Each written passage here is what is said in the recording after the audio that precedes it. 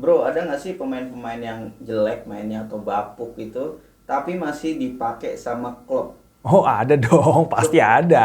ada. Kenapa itu?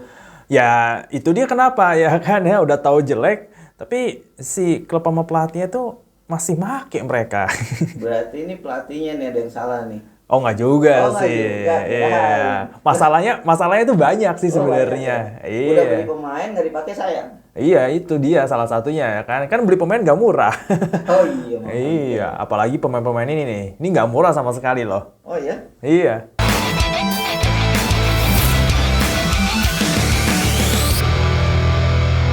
Ya, jadi memang ada ya beberapa pemain yang kita semua yang nonton aja tahu ini pemain tuh bapuknya luar biasa gitu karena bukan sebenarnya bukan bapuk luar biasa ya, tapi udah dicoba berkali-kali, dikasih kesempatan berkali-kali itu nggak perform-perform juga gitu loh kan.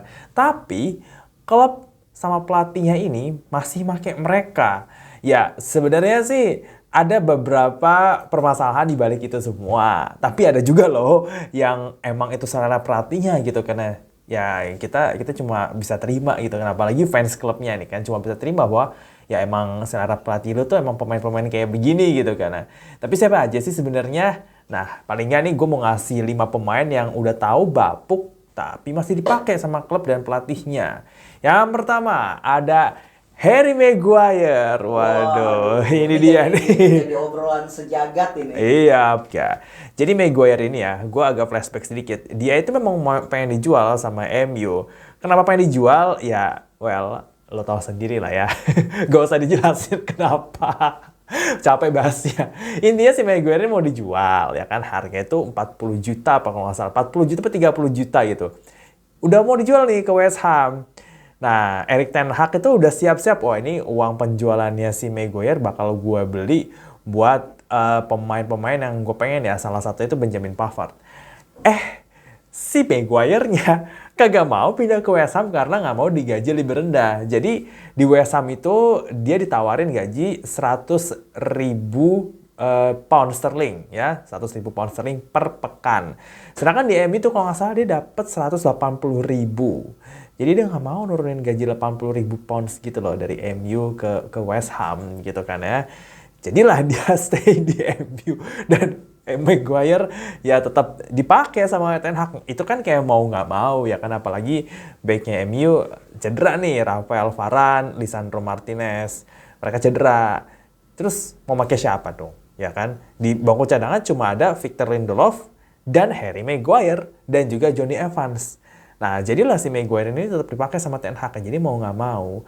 Dan ya buat fans MU mohon kesabaran ya. Dan untuk fans rival, kita nikmati hiburan yang masih tersaji di Liga Inggris bersama dengan Paduka yang mulia, Lord kita semua, yaitu Abang Harry Maguire. Yang kedua ini sebenarnya mungkin ada beberapa yang nggak setuju, tapi buat gue ini gimana ya pemain ini ya gitu kan, kok bisa gitu kan nggak perform, nggak, gue juga nggak ngerti kenapa ya. Jadi Mikael Mudryk yang dibeli sama Chelsea harganya aslinya 80 juta, tapi plus 20 juta add-ons ya kan, bonus lah ya gitu kan. Jadi in total ya 100 juta gitu kan. Loh, Nah, Mudrik termasuk. iya Mudryk termasuk gitu Karena kan. larinya kenceng loh dia. Serius, larinya kencang. Jujur, gue akui dia ini pemainnya lumayan, dia kencang banget loh. Kayak kalau kita main PES ya, atau main FIFA gitu kan. Kita tuh kalau pakai dia tuh sumpah ringannya luar biasa pasti. Yakin gue. Lu pakai Mudryk di FIFA atau di PES, dia main dari sayap, terus lu crossing ke tengah ya, atau nusuk dari sayap ke tengah. Itu tuh enak banget pasti pakainya tuh. Bener-bener ringan. Tapi di dunia nyata, wah parah sih aduh. Gue nonton dia sering ya nonton dia ya dari waktu pas datang Januari 2023 kemarin sampai sekarang ya. Iya, dia baru bikin gol ya kan. Oke, dia bikin gol ke gawang Fulham ya. Golnya juga lumayan lah ya, finishingnya bagus.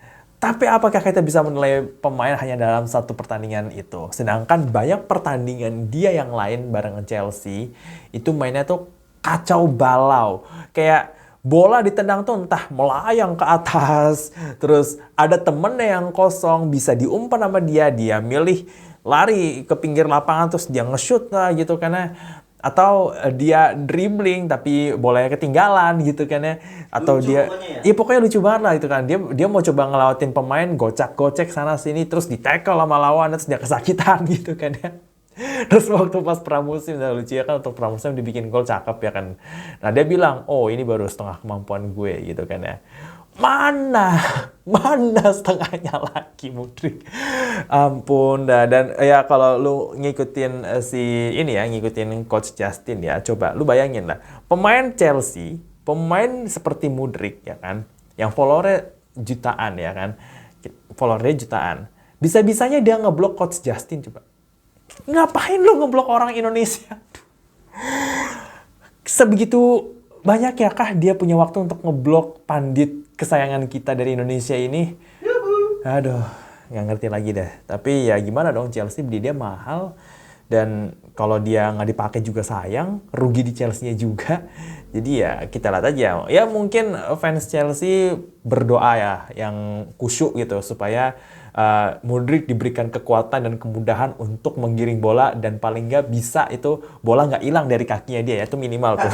Sebelum dia kasih umpan ke temen atau cetak gol, minimal itu bola kagak hilang dari kakinya. Dan pokoknya itu aja dah. Ya. Mungkin saking kencengnya dia lari gitu kan, meleset-meleset gitu. Iya, kayaknya kakinya dia tuh lebih cepat daripada bola. Nah,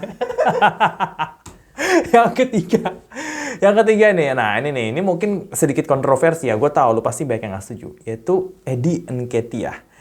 Gini, gue bukan yang ngikutin pendapatnya para pandit Indonesia yang bilang Nketiah itu jelek ya.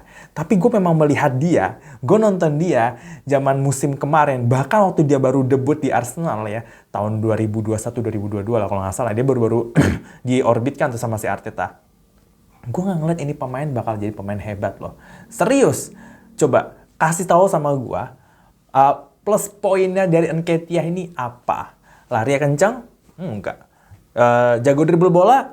Enggak juga. Finishing? Sering salah bikin keputusan. Coba, dia sering banget tendang, dia tuh tendang tuh lebih baik datar loh. Dia datar, jadi tuh kiper tuh punya chance untuk nahan. Dia bukan yang ngasih bola yang sedikit lambung atau ngechip gitu kan ya. Atau ya pokoknya kasih tendangan curling tapi yang akurat gitu kan ya. Intinya decision making dia itu parah banget. Positioningnya juga enggak banget. Oke, dia cetak hat-trick lawan MU musim kemarin ya itu. Dan dia mungkin ya beberapa kali cetak gol di musim 2023-2024. But still overall performanya si Nketiah ini, aduh, gue nggak ngerti kenapa Arteta itu suka banget sama si Nketiah ini nih. Apakah karena dia jebolan akademi Arsenal supaya Arsenal punya pemain home ground itu nemenin Bukayo Saka, atau gimana sih sebenarnya kan? Dia punya cukup dana loh kalau dia bisa beli Declan Rice, beli Kai Havertz, beli Timber, masa dia nggak bisa beli striker gitu kan? Striker kan banyak di luar sana kan. Zaman MU ngincar Højlund, kenapa nggak ngincar Højlund? Dusan Vlahovic yang pernah diincar sama Arsenal pas Januari 2021 kayaknya ya. Nggak diterusin lagi gitu loh kan. I mean, kenapa Nketiah gitu kan? Apa yang bagus dari Nketiah? Coba kasih tahu sama gue. Kalau misalkan lu memang punya opini dan lu nggak setuju sama pendapat gue bahwa Nketiah ini pemain yang bapuk tapi masih dipakai sama klubnya, coba tulis di kolom komentar di bawah. Kenapa Nketiah harus dimainkan oleh Arteta dan apa plus poinnya dia? Apa yang membuat Nketiah tuh unik sehingga pantas bermain untuk klub sebesar Arsenal? Oke, tulis kolom komentar di bawah. Yang keempat nih, yang keempat menurut gue ya, Richarlison semenjak masuk ke Tottenham, dia tuh mainnya kacau. Dan gak ada yang tahu dia tuh posisi terbaiknya apa. Dipasang di sayap, sekarang kan lebih sering dipasang di sayap ya, karena striker kan punyanya si Heung-min Son. Dia dipasang di sisi kiri, enggak juga gitu kan. Sering kehilangan bola, decision making-nya jelek, salah passing, positioning-nya nggak bagus, finishing-nya juga jelek. Dipasang striker, golnya nggak banyak. Musim kemarin dia banyak dipasang striker ya kan, bareng sama Harry Kane. Bahkan waktu Harry Kane cedera dia yang masuk jadi striker. Bahkan di timnas Brazil aja dia juga jadi striker. Oke, dia bikin gol di Piala Dunia dan golnya keren ya anyway ya kan. Tapi ya udah, itu just beberapa momen aja. I mean, kita nggak bisa menilai pemain itu bagus atau enggak hanya dari jumlah gol atau dia pernah cetak gol di satu kompetisi besar kayak Liga Champions atau Piala Dunia gitu kan ya. Enggak. Tapi gimana dia tuh konsisten bermain setiap pekannya, gimana dia tuh kalau nggak cetak gol, minimal dia punya kontribusi ya. Misalkan dia menciptakan peluang berbahaya, bukan shooting bola ditangkap kiper, itu kan gampang. Tapi kan dia benar-benar bikin kiper tuh lompat lah, apalah, atau dia bikin umpan kunci ke temennya, atau dia bikin pergerakan yang membuka ruang buat pemain teman-temannya dia gitu, karena ini enggak gitu loh. Dan posisi terbaik dia juga nggak ada yang tahu gitu kan. Dia mau ditaruh mana sih? Belakang striker, di sisi kiri, di striker, semuanya nggak ada yang bagus. Ya rata-rata doang sih ya gitu kan ya. Jadi gue heran gitu kan. Kenapa Tottenham masih mempertahankan pemain seperti Richarlison? Padahal ya, kalau Richarlison ini dijual ke Arab Saudi misalkan, mahal loh ya. Mahal tuh Richarlison.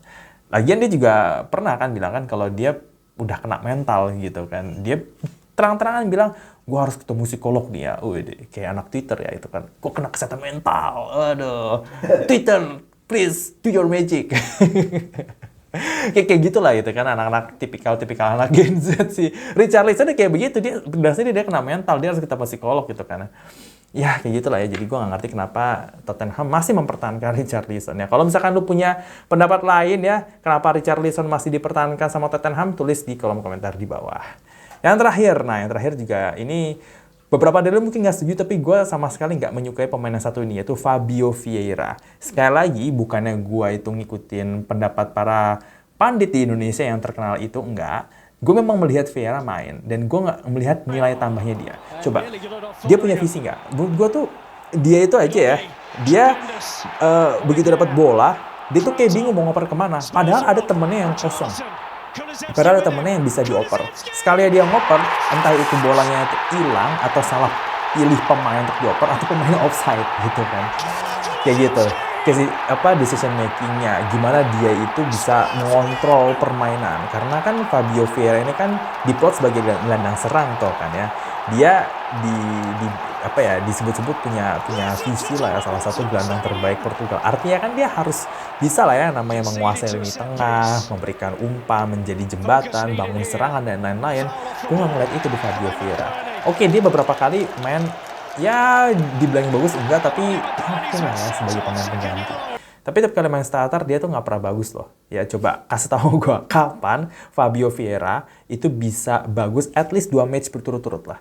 2 pertandingan berturut-turut Fabio Vieira konsisten bermain bagus. Ini bukan soal dia bikin gol atau assist ya, tapi paling nggak dia tuh bisa loh build up atau membangun serangan untuk Arsenal ya. Yang ada serangan Arsenal jadi mandek gara-gara dia, gitu kan. Serangan Arsenal jadi agak-agak berantakan ritmenya tuh. Setiap kali dia main, ya dia nggak bisa ngimbangin permainannya kayak Bukayo Saka lah, atau bahkan Odegaard lah gitu kan. Enggak gitu kan. Jadi gue nggak ngerti kenapa Arteta masih make Fabio Vieira di saat dia punya pemain yang jauh lebih berbakat daripada Vieira, yaitu Emil Smith Rowe. Gue lebih menyukai dia. Smith Rowe itu dia megang bola bisa jarang, misalnya ya oke dia baru pakai hilangan bola, tapi dia punya skill gitu. Dia bisa menempatkan dirinya dia tuh di tempat yang tepat, bahkan dia bisa cetak gol. Dia bisa tuh nyamber umpan untuk dikonversi gol. Coba, emang Fabio Vieira coba pernah gue lihat dia depannya dia tuh udah gak ada pemain, dia tuh kosong, dia bebas ditendang bola sama dia pas nyari umpan dari temennya, puingnya ke atas. Kena komentarkan. Iya. Di negeri Konoha itu. Iya ya, kena burung kali ya, itu kan kena burung gagak kali bolanya itu kan ya. Syukur-syukur gak nyangkut di atap stadion ya kan bolanya. Kalau nyangkut di atap stadion kan repot urusannya kan. Tadi suruh ngambil lagi. Oke, itu dia 5 pemain yang menurut gua mereka itu udah bapuk tapi masih dipakai sama klub dan pelatihnya. Kalau lo punya opini yang berbeda dari gua, lo bisa tulis di kolom komentar di bawah. Oke, itu aja untuk video kali ini. Jangan lupa untuk subscribe ya channel Arna Pro, nyalain loncengnya supaya dapat notifikasi saat kita upload video baru. Dan kita ketemu lagi di episode-episode selanjutnya. Salam olahraga.